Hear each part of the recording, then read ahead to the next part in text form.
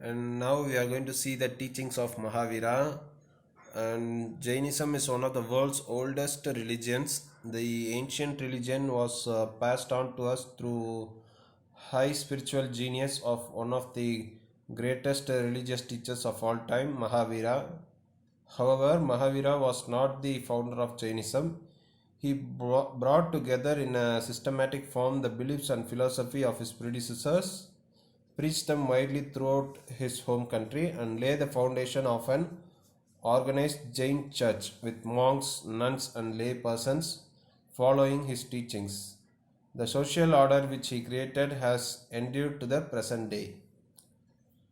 So, Lord Mahavira was the 24th and the last Tirthankara of the Jain religion. Mahavira was born in 599 BC as a prince in Bihar, India. At the age of 30, he left his family and royal household, gave up his worldly possessions, including clothing, and became a monk. According to Jain philosophy, all Tirthankaras were born as human beings, but they had attained a state of perfection or enlightenment through meditation and self realization. Tirthankaras are the gods of Jains. Tirthankaras are also known as Arihants or Jinas. Tirthankara, one who establishes the fourfold order, that is monk, nun, layman, and laywoman of religion. Arihant, one who destroys his inner enemies like anger, greed, passion, ego, etc. Jina, one who conquers his inner enemies like anger, greed, passion, ego, etc. The followers of Jina are known as Jains. The three jewels of Jainism. Mahavira taught that the real path to free the soul through the bondage of karma was to follow the free fold path. First, we must have right faith. We must believe in truth. Second, we must have the right knowledge. We must study to understand what life is all about. Third, we must follow right conduct, the conduct which our faith and knowledge show us to be correct. These are the three jewels or Ratnatraya of Jainism. Mahavira persevered with this austere lifestyle marked by long spells of fasting and other penances and by deep meditation. He carefully avoided harming or annoying other living beings, including animal, birds, and plants. These qualities earned him the name Mahavira, meaning very brave and courageous. During this period, his spiritual powers developed fully, and at the end, he was able to reach a stage of absolute realization of self.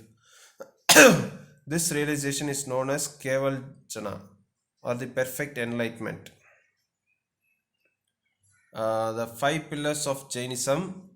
Uh, at the heart of the right conduct for Jains lie the five great vows: non-violence, ahimsa, not to cause harm to any living being; truthfulness, satya, to speak harmless truth only; non-stealing, asteya, not to take anything not properly given; chastity, brahmacharya, not to indulge in sensual pleasure; non-possession, non-attachment, aparigraha, complete detachment from people, places, and material things. Jains hold these vows at the center of their lives.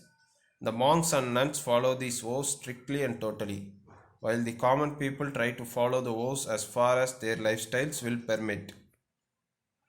Mahavira organized his followers into fourfold order, namely monk, that is sadhu, nun, sadhvi, layman, shravak, and laywoman, shravika. Later on, they were known as Jains. The ultimate objective of his teaching is to preach how one can attain total freedom from the cycle of birth, life, pain, misery, and death, and thus achieve the permanent blissful state of oneself. This is also known as liberation, nirvana, absolute freedom, or moksha. Uh, significant teachings of Lord Mahavira. So Mahavir Swami's teachings always speak the truth. Control over oneself is very important. There is no point accumulating lots of wealth that you can't even spend. Follow the path of non-violence. Be compassionate toward living beings. Mahavira made religion simple and natural, free from elaborate ritual complexities. His teachings reflected the inner beauty and harmony of the soul. Mahavira taught the idea of supremacy of human life and stressed on the importance of a positive attitude in life. Mahavira's message of non-violence, truth, non-stealing, and celibacy and non-possession were based on universal compassion. Mahavira's message reflects the freedom and spiritual joy that a living being is capable of achieving.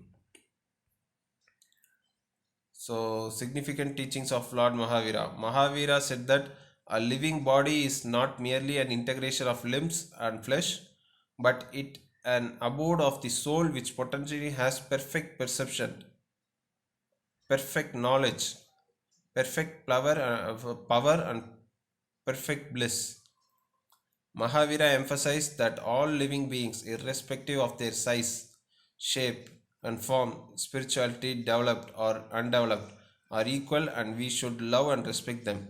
In this manner, he preached the gospel of universal love. Mahavira rejected the concept of God as a creator, a protector, and a destroyer of the universe. He also denounced the worship of God and goddesses as a means of material gain and personal benefit. So that's all, guys. I hope you would have liked this video. I'll be meeting you in the next video. Thank you all.